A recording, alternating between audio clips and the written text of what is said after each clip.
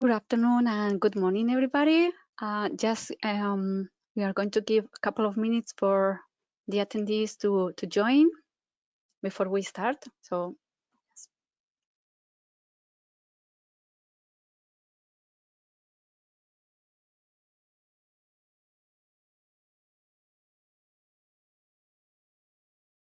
hello everyone, and welcome to today's webinar focused on fundamentals of grid electrification, impacts, and sustainable development goals and project-based learning.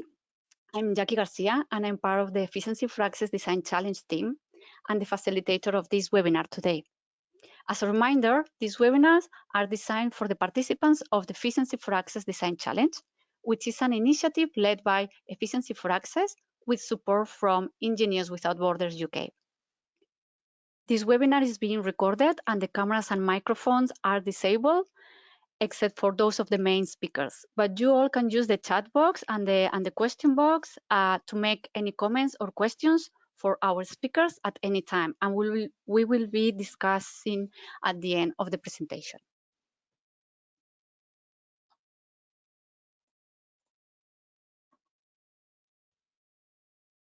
Today, Leo Blyth will give us an overview of the off-grid electrification fundamentals.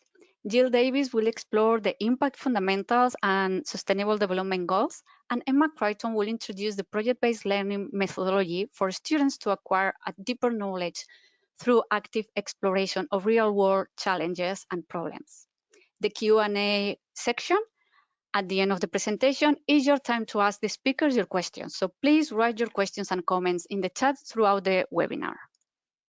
And at the end, you will have the opportunity to give your opinion in a very short survey on your experience in this webinar. So let me introduce the speakers. Leo Blyth will give us an overview of the, Leo began working in Africa as a volunteer before starting university in the UK. His experience has been gained over nearly 25 years of work to bring off-grid solar energy access to scale through developing appropriate technologies, effective business models, and enabling policy environments across Africa. Leo has been working with the World Bank Group's Lightning Global Program since 2008 and with the LEIA program of the Efficiency for Access Coalition since 2018. He draws on commercial experience which began in the late 80s when he self-funded off-grid solar product research and trials, followed by prototyping and entrepreneurship training with Shell Foundation funding, profitability funding until SolarPack between 2010 and 2008. This was East Africa's first company to profitably design, assemble, and service a variety of locally manufactured LED lamps and portable solar kits. Gill is the monitoring and evaluation manager for LEIA project and other international energy access projects at Energy Saving Trust. Gill has been working more than 15 years in the renewable energy sector, focusing on African and Asian off-grid context.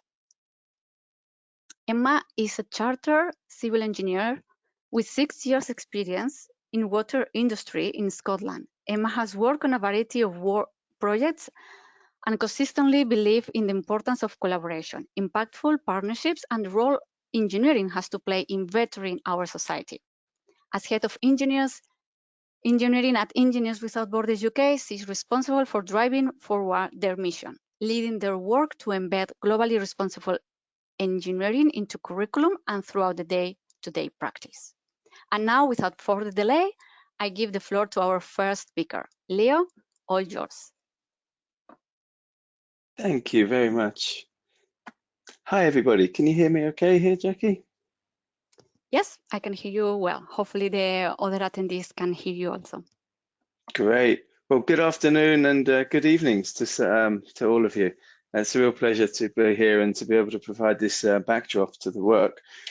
As Jackie mentioned, I've been working in this space for quite some time, and I actually got interested in this predominantly from the role of development and how to make an impact in people's lives in looking for what interventions could be suitable. Came across this role of electrification in the mid 90s, and really what I wanted to present to you here is just to try and give you a quick overview, more obviously not exhaustive, just to touch upon some of the key elements, considering that you're working as designers to understand the context that you're operating in.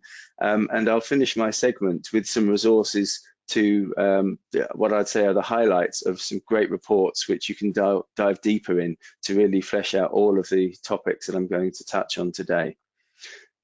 So with that, just wanted to establish us with basics. I'm not sure how familiar you all are, but really this issue of energy access is one of, one could say, one of the greatest injustices working on the world today.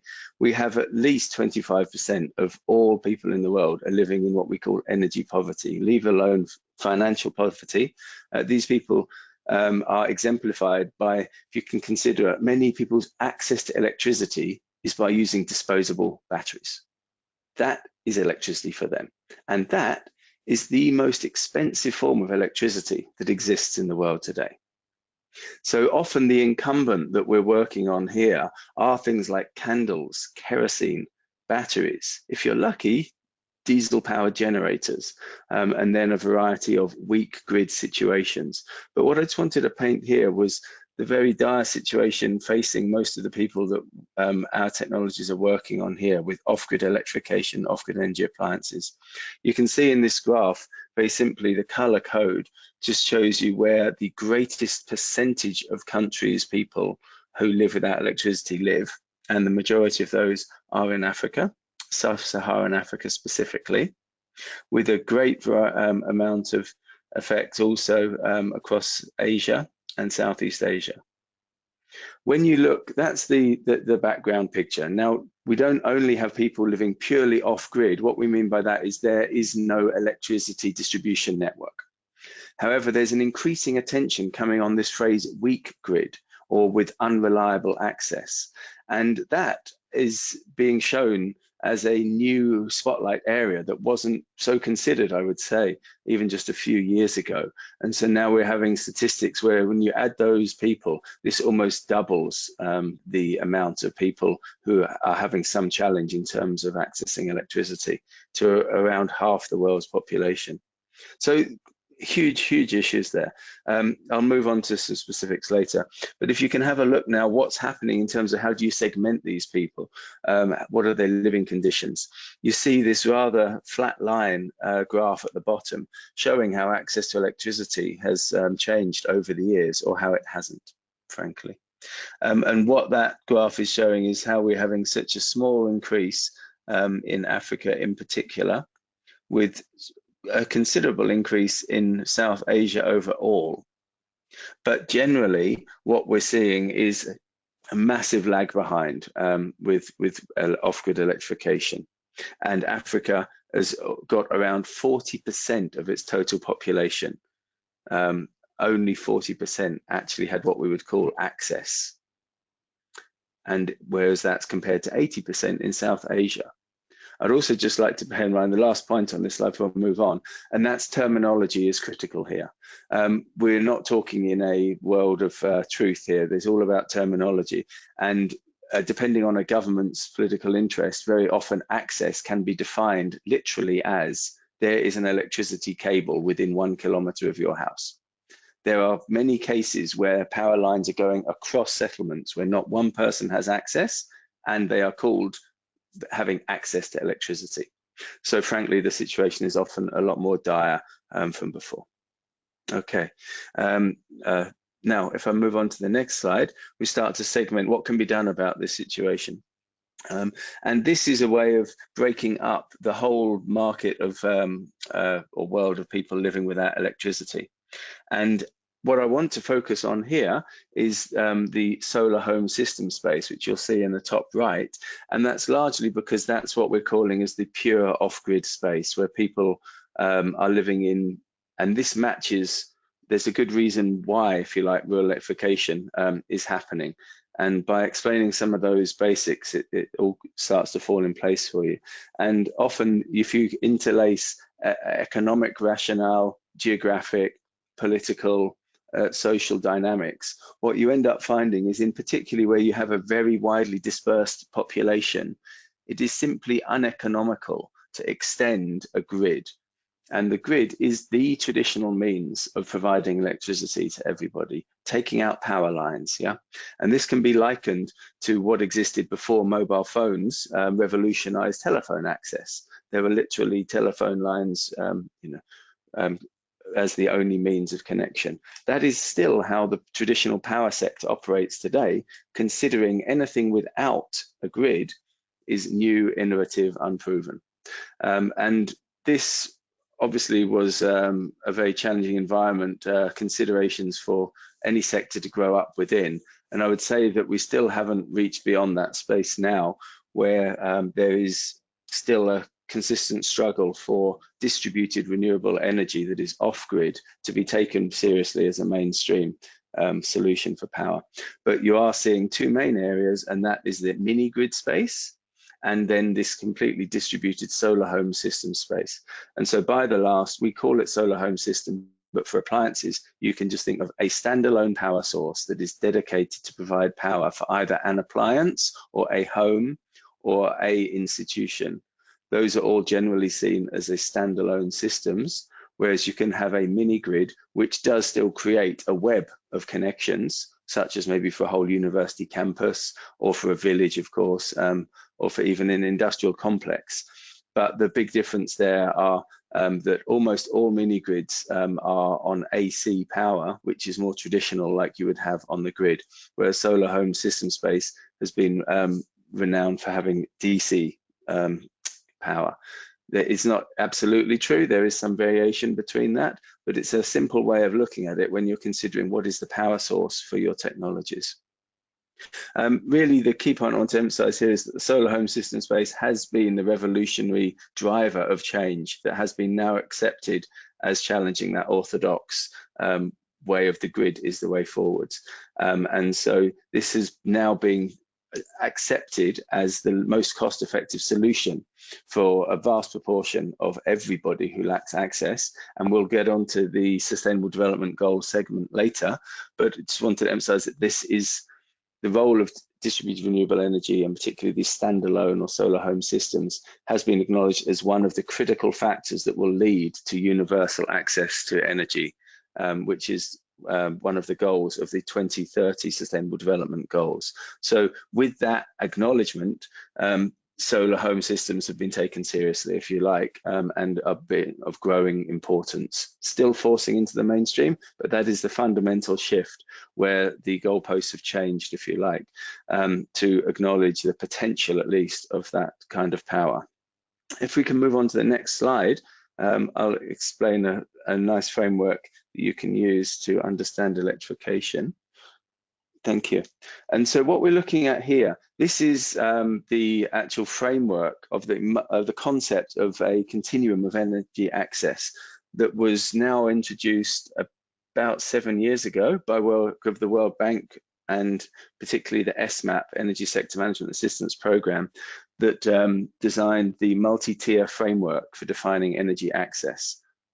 So what that enables us to do is it was moving away from a previous simple binary distinction of, do you have an electricity cable from the grid in your house? Yes or no. If you do, you're electrified. If you don't, you're unelectrified. That is critical if you think about policy, accessing funding, donor support. That simple distinction was changed with the adoption of the multi-tier framework to accept a continuum of energy access with different tiers, which you can see at the bottom of this graphic, tier 1, 2, 3, and 4. With each of those tiers, people get an increasing amount of access to services. And so a tier 1 is the first level that is counted now as access to electricity. And that has been the revolution, as I was touching on earlier, that now enables a massive amount of donor and government attention and funds to go onto these technologies. That smallest amount can be delivered by a small pico solar home system that delivers a certain amount of lighting and provides mobile phone charging for a certain amount of brightness and hours per day. For tier 1, you move then to tier 2, which means that you also need access to television or a fan. as well as the same quantity of lighting. And then moving up to tier 3, where it can only, which is more like 24/7 access to electricity. Larger solar systems, independent solar systems, can provide that, but generally that's only from the mini grids. And then you move on to tier 4 and above, where you have what's more conventionally known as on-grid. So this is a very helpful framework for you to understand, and you'll often hear now reference to the tiers of energy access. And as I just mentioned, that will really determine the actual rates of access, enabling, if you like, the goals to count by these smaller solar home systems. We do have supplementary resources which show that it's technology that's enabled this possibility, especially in terms of televisions and fans massively dropping in energy consumption due to efficiency. It was only thanks to that these goals are attainable. So that's the key point we want to emphasize in later webinars, the role of energy efficiency. But for today, focusing on electrification and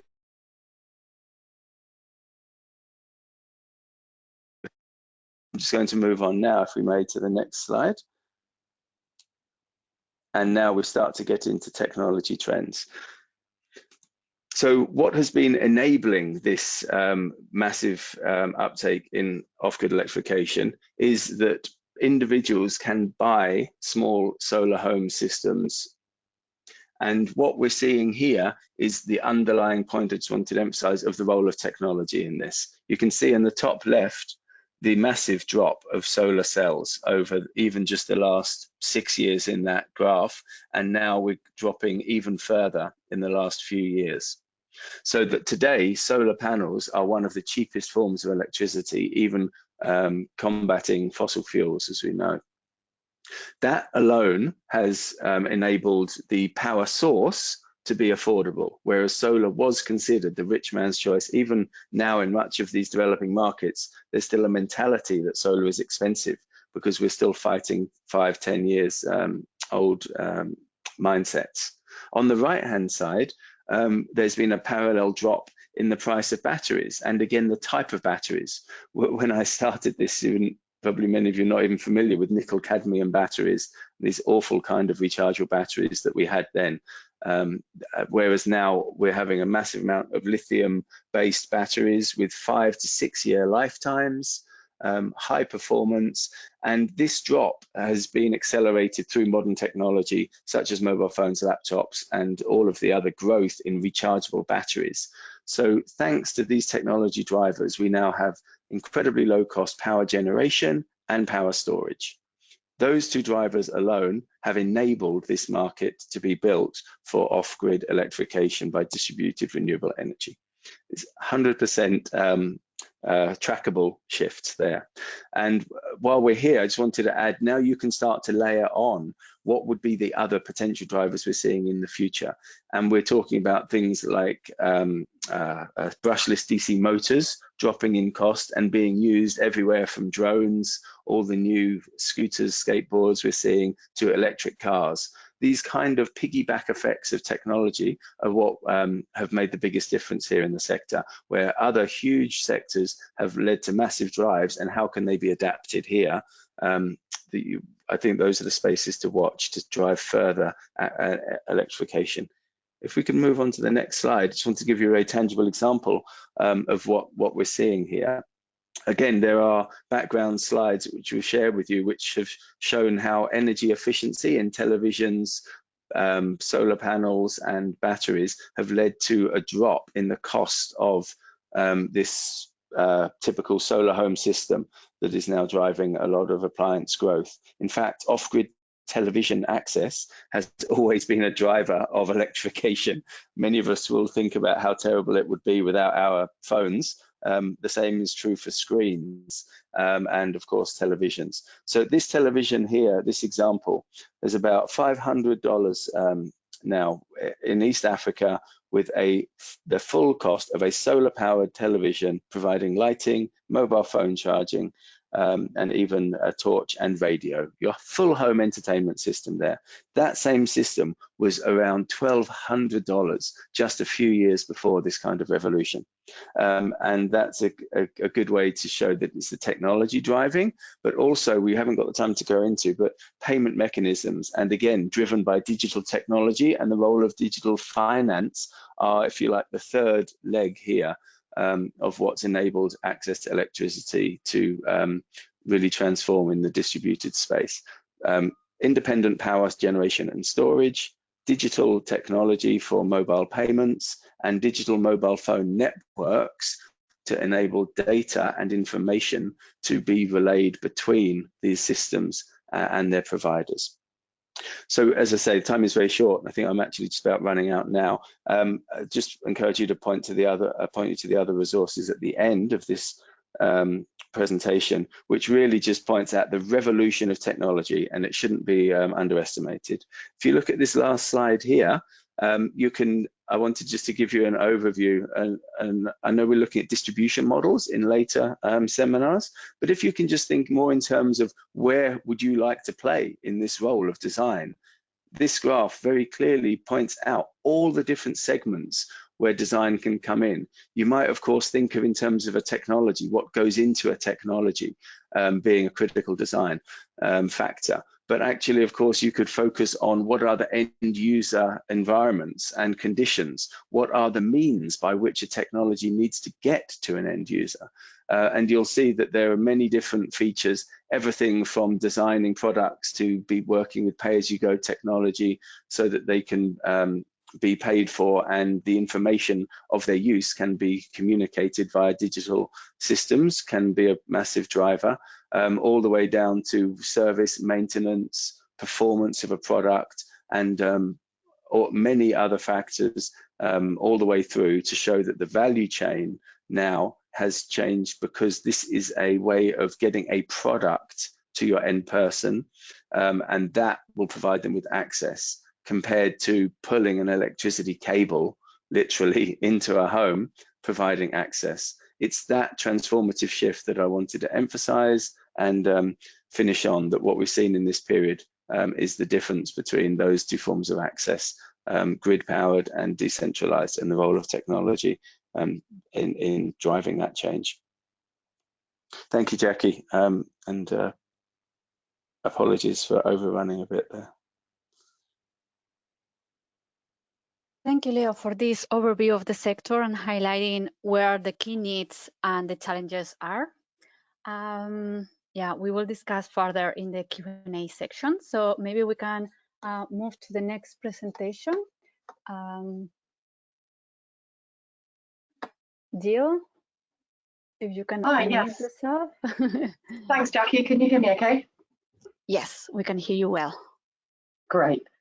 Thanks, Leo, for that. And so I'm going to follow by talking about the impacts of improved energy access and electrification, and how it contributes to the Sustainable Development Goals. So the next few slides show extracts from Gogler's Powering Opportunity report, which provides a great overview of impacts, and I'd really recommend looking at it. When we think about energy access, what does that mean to its end users, to the households that are getting access to better or even first access to energy and appliances that are based on energy? Well, one of the first big pushes, as Leo set out, was for the off-grid sector, was on providing lighting. So there's a lot of research on that aspect. And then over time, it's moved towards larger solar home systems, which can be bundled with small household appliances like we've seen, like radios, TVs and fans, and mobile phone charging. And we're building on there to continue expand the range further and help move up through the energy tiers that Leo's outlined. So these kind of off-grid energy products, they provide lighting, they provide connectivity to households. But what does that actually mean for those end users who now have that access when they didn't have before? What are the impacts of that new or improved access? We can go to the next slide.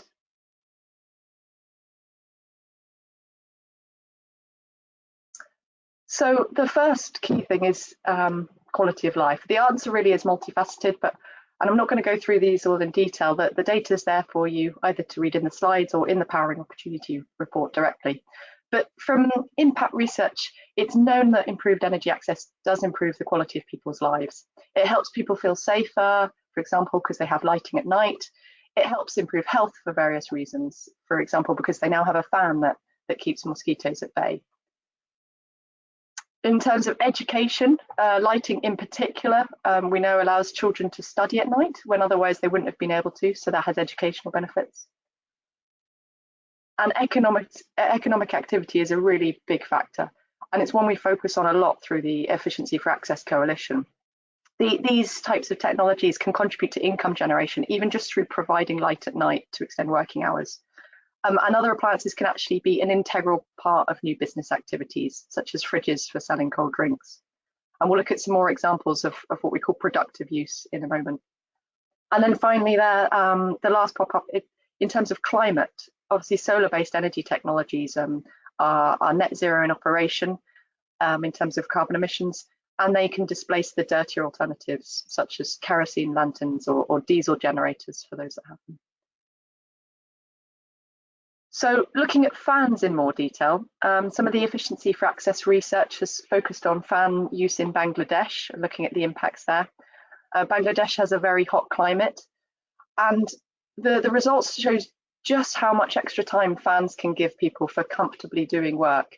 So over 40% of respondents in a 1,600 person survey said that their fan gives them 3 hours or more of extra productive time a day.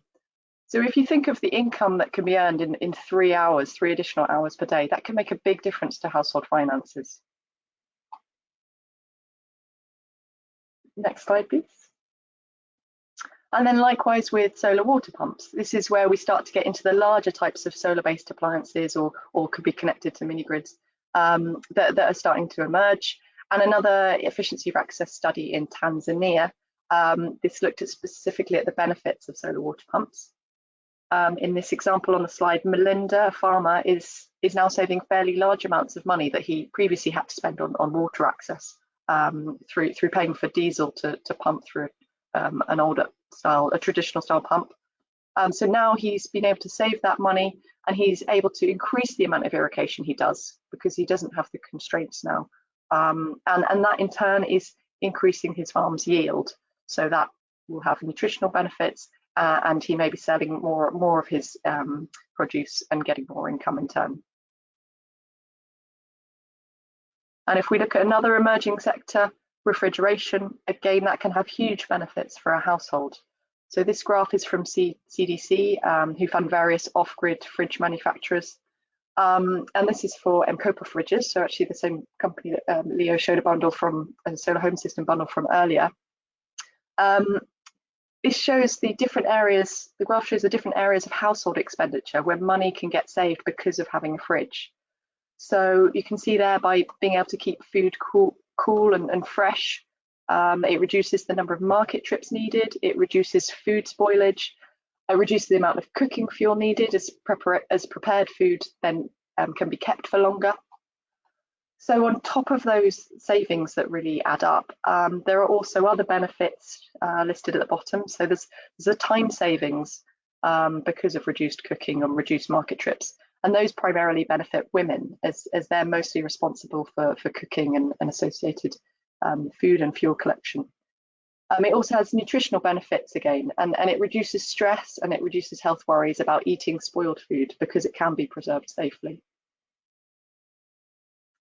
So that was refrigeration at the household level. And now if you think about the whole supply chain, the whole supply chains for different food types, such as milk on the left there, fish on the top right, and then fresh fruit and vegetables, providing refrigeration services along supply chains. So what we call cold chain technologies that can again be powered by solar or through mini grids. So that has benefits not only for those households who hopefully can then get access to a greater variety of foods at lower prices in their local market, but it also means a whole expanded range of business opportunities along those improved supply chains that are able to draw on the refrigeration technologies. So again, moving away from the household level, you start to get a feel for the kind of large scope that energy technologies have in off-grid areas in terms of the impacts they can deliver across both household level but also commercial levels. So and agricultural level in food chains, industrial processes, and also in social and public services, such as refrigeration for vaccinations is a really key area for impact. So just going back to the previous one, that table is taken from another really good report called the Market Opportunity for Productive Use Leveraging Solar Energy report, or it's called PULSE as the acronym for short. So all the references at the end, and that's another one I urge you to have a look at to get more of a feel for impacts at the larger scale. So I want to move on now to the Sustainable Development Goals, or SDGs, and the linkages with energy there. So for anyone who's not heard of them, they're a set of 17 goals committed to by all UN member states in 2015 as part of the 2030 Agenda for Sustainable Development. And they set out international goals to be achieved by 2030. Now, Goal 7 of the 17 is specifically targeted at energy. And that's a commitment to deliver affordable, reliable, sustainable and modern energy for all. It's split into 3 sub-goals that you can see there in yellow. So that includes making sure everyone has access to energy, that a large majority of that access is through renewable energy technologies like solar, and lastly, that the efficiency of energy technologies and services is significantly improved. So that's the energy-specific goal. But hopefully from what you've heard so far, if we go on to the next slide, you can see the full set of 17 Sustainable Development Goals and the areas that they focus on. And hopefully you'll have started to become aware that energy actually feeds into quite a lot of those other goals as well. So time for a very quick poll. How many of those other Sustainable Development Goals, or how many Sustainable Development Goals in total out of the 17, do you think improved sustainable energy access and technologies can contribute to?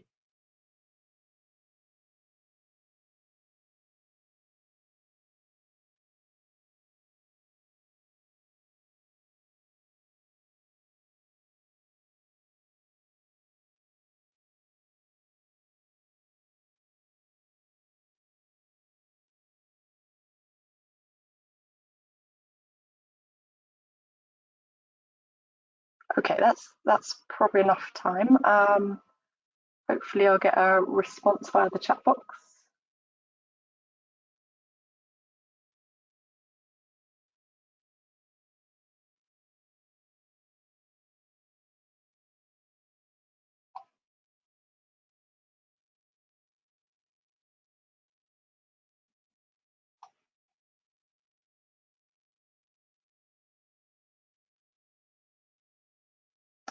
Shall we move on to the next slide?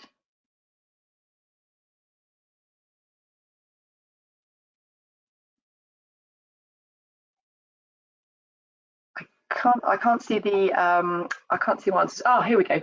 Here are the poll answers. So the majority of you said either 9 or 12 Sustainable Development Goals, and 15% said 16. Okay, if we go on to the next slide. I think there's one before. Oh no, yeah, there we go. There it is.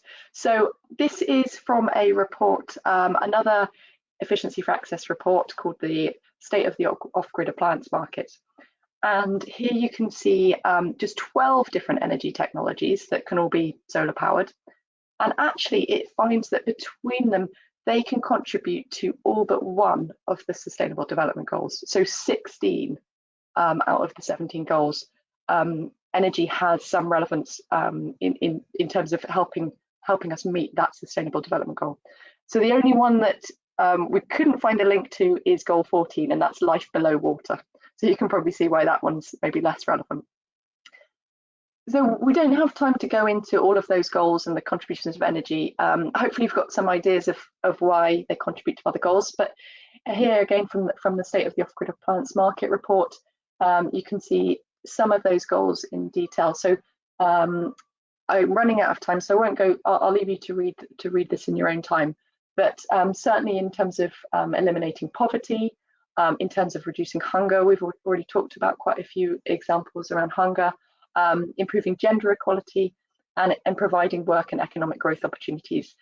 There are multiple ways and different ways in which energy access contributes to those goals. And lastly, just want to finish off with focus on two different areas. Firstly, the increased significance of energy impacts given the COVID-19 pandemic. A lot of those impacts we've discussed already have become even more important in terms of being able to operate during lockdown conditions and being able to help economic recovery. 60 Decibels is an organisation that's been following up with off-grid customers and finding that many are using their energy appliances slightly or a lot more than usual. And on that slide, you can see various ways. In, for example, televisions and computers are really important for helping enable communications and distance learning during the pandemic.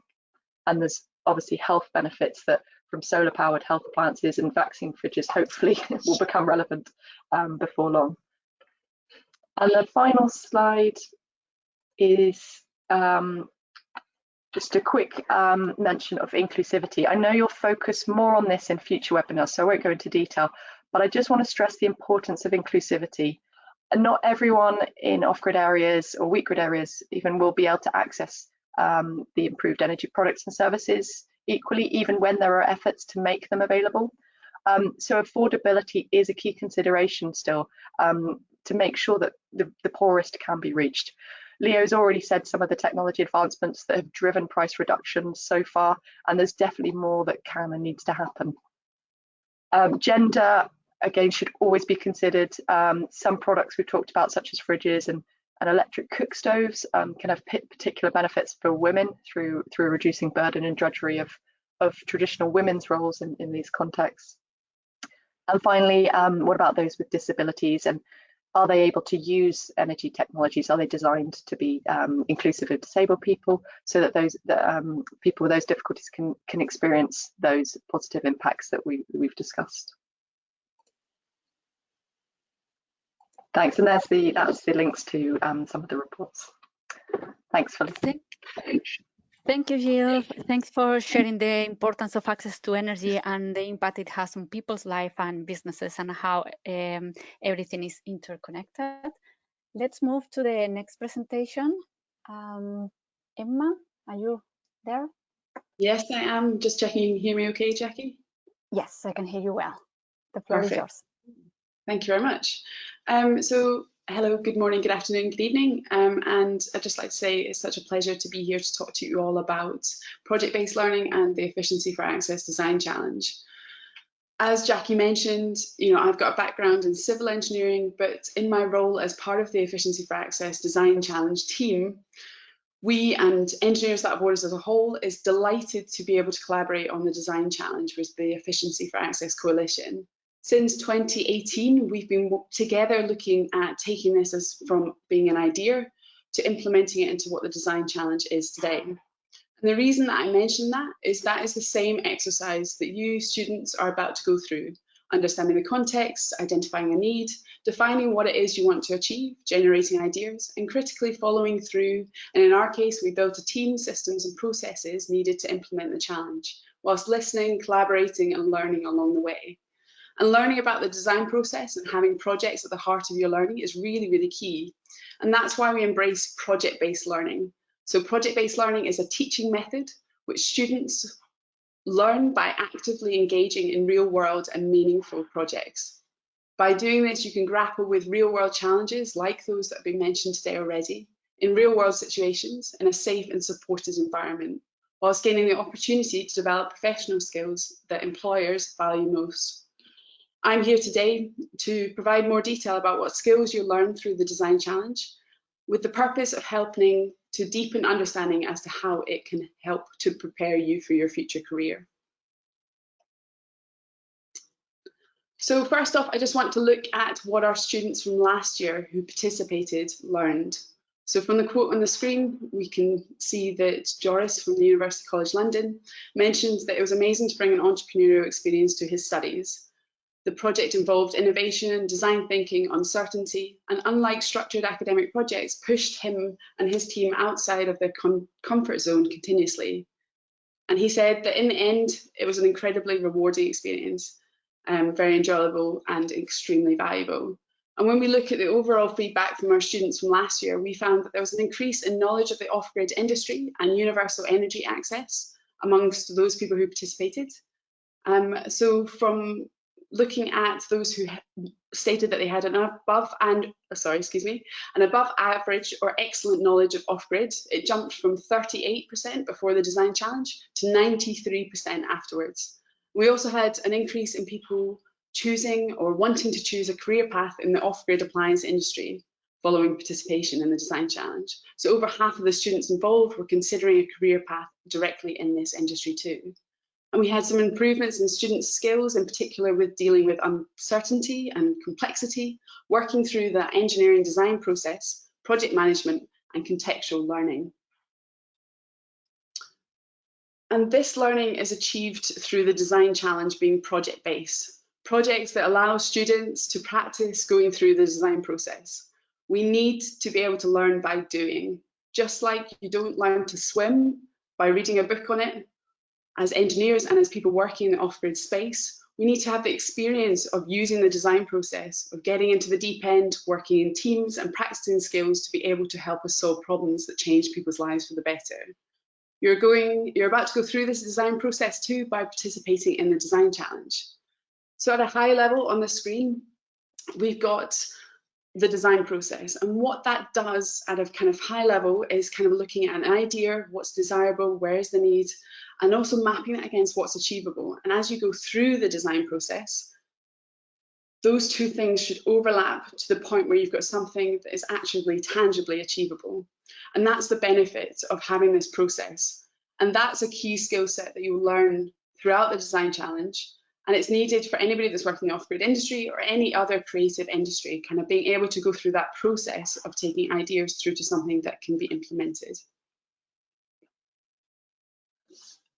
Next slide, please. So when we look at project-based and kind of why we set this design challenge as a project for you, we wanted to talk about the other key benefits of this teaching method too. So student engagement. Trends have shown that students who tend to have a higher level of engagement and relevance when what they're studying and the need of that is immediately apparent. I think from what we've heard today already, you can see that need. You can see why we need to have people working in this space and improving and making sure that we address the injustice of energy access around the world. So in addition, it kind of helps you to direct your own learning because projects are open-ended, and it requires you to critically evaluate multiple solutions and justify your decisions as you go, which requires this higher degree of thinking. And then we've also got another key benefit, which is employability skills. So employers have highlighted complex problem solving, critical thinking, creativity, emotional intelligence, as some of the key skills that they're looking for in new hires. And project-based learning is an effective way of allowing you to gain these skills and provides a clear example of how you've demonstrated these skills in job applications, interviews, or in practice. We've also got improved academic performance. Many educators who have used project-based learning in their own teaching have reported improved academic performance from their students. So by having activities which promote your self-discovery, develop your problem identification skills and problem solving skills, that lead you to have a much deeper understanding, which tends to lead to an improved academic performance as well. We've then got my favourite one, which is increased creativity. As project-based learning is largely student-directed, it allows you to have free rein over the direction your project takes, encouraging you to explore exciting alternative methods and things that might not have been considered in practice, but also through conventional teaching. And we've also got improved student experience. When done well, project-based learning yields a better experience for students than traditional just instruction.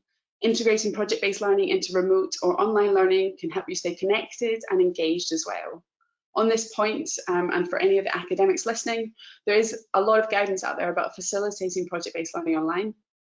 which include but not limited to, and I think this is a note as well for people who are working in teams remotely, is being mindful of the variety of devices students are working on, highlighting software, etc., that might aid team working, but providing opportunities for ongoing feedback and encouraging reflection is key to this, to enabling an improved student experience.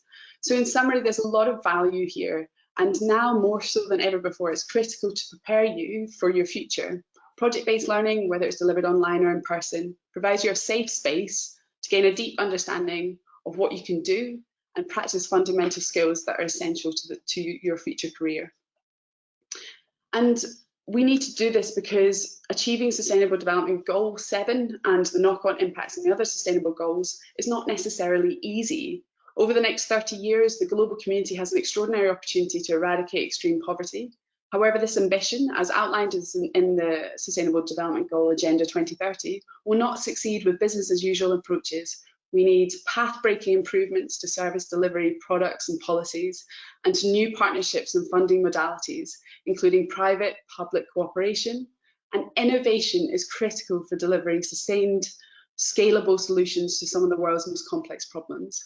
Governments, private sector, civil society, academia, development institutions and donors must work together more and better than ever before, crossing traditional boundaries and discover funding and scaling new solutions to be able to meet our sustainable development goals. And with this need to innovate and do things differently, we need projects and principles for doing those projects that align with this new approach, and those that are appropriate for the 21st century and the challenges that we face today. What's going to come up on the screen now is principles that I learned at university that really do stay with me in terms of how I approach projects ever since I've graduated. So the first one is debate, define and revise and pursue the purpose.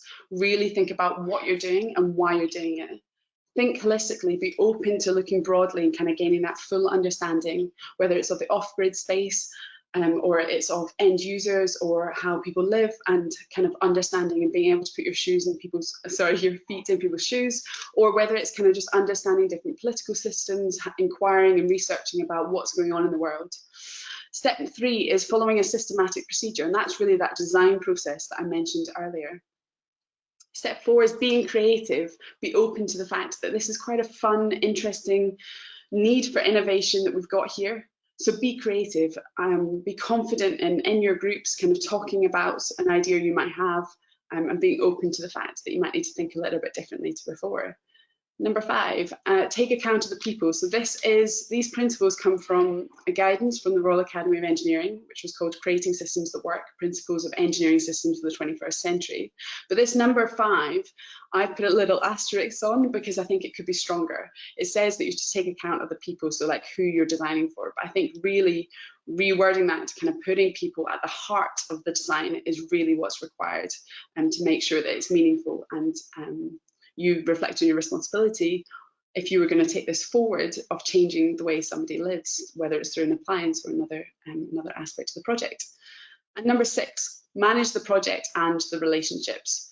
When we work in teams, it's really key that we develop good working relationships with each other, that we recognise that different people bring different things to the table, different skill sets, and building those relationships. And if you choose to, the relationships with your mentors and your academics involved in the project are absolutely key as well. So these are the kind of 6 principles that stick with me whenever I'm kind of working in a project space, and I hope that they're useful for you thinking about how you're going to approach the Efficiency for Access Design Challenge.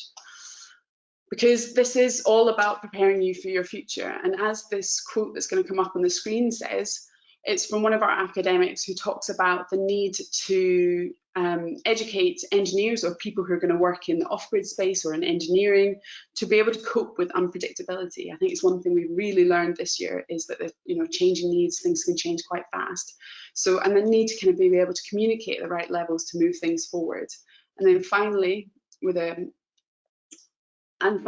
including that, building on that point that Gill mentioned about inclusivity, is really meaning conversations with different people, different perspectives, and solutions that are better for everyone. It's only when we're really working together that the best ideas happen. I love this quote from one of our academics because it kind of highlights that point of you'll be working in a team, but seek input from other people. Talk to your friends, your family about what you're doing, and try and understand and develop and seek ideas from different places.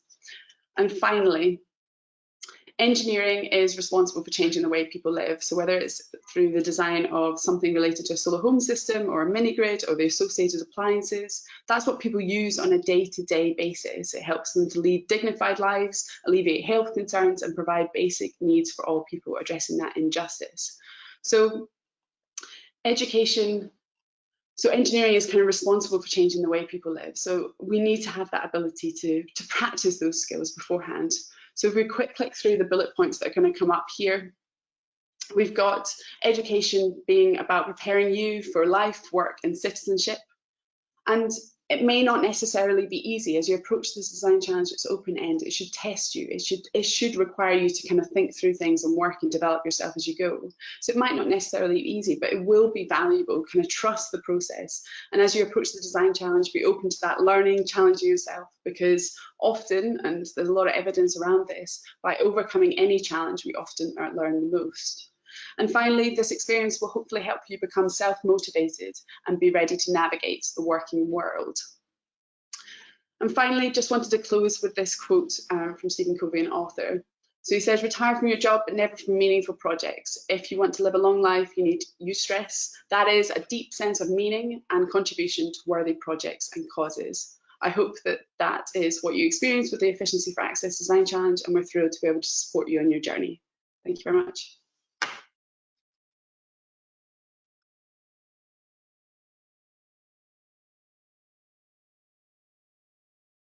Thank you, Emma. We are running out of time, but I want to give the opportunity to the students to raise their questions. So please write them in the chat. There is one question I think is for you, Leo.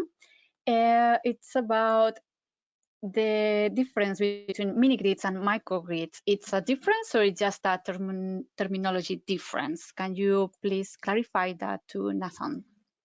Hi there, Nathan. Yeah, great question. And I would say that it's really, there is no hard and fast rule.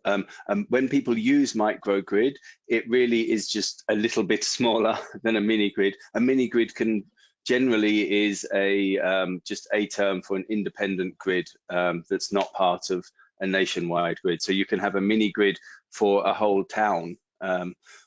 Whereas a microgrid, generally people use them where they even have like a 100-watt solar panel, giving each house one light of 2 watts. So microgrid definitely is a lot smaller traditionally and a DC-based system, whereas mini-grid is generally larger with AC. People may use the words interchangeably and incorrectly, so it's not a hard and fast rule, but that's a good rule of thumb. Thank you, Leo. I hope that answered your question, Nathan. I don't see more questions today. I don't know if, yeah, it was super clear everything or people went shy. But as we don't have much time left, I would like to ask the speakers for a quick final words, especially for the students participating in the Efficiency for Access Design Challenge this year.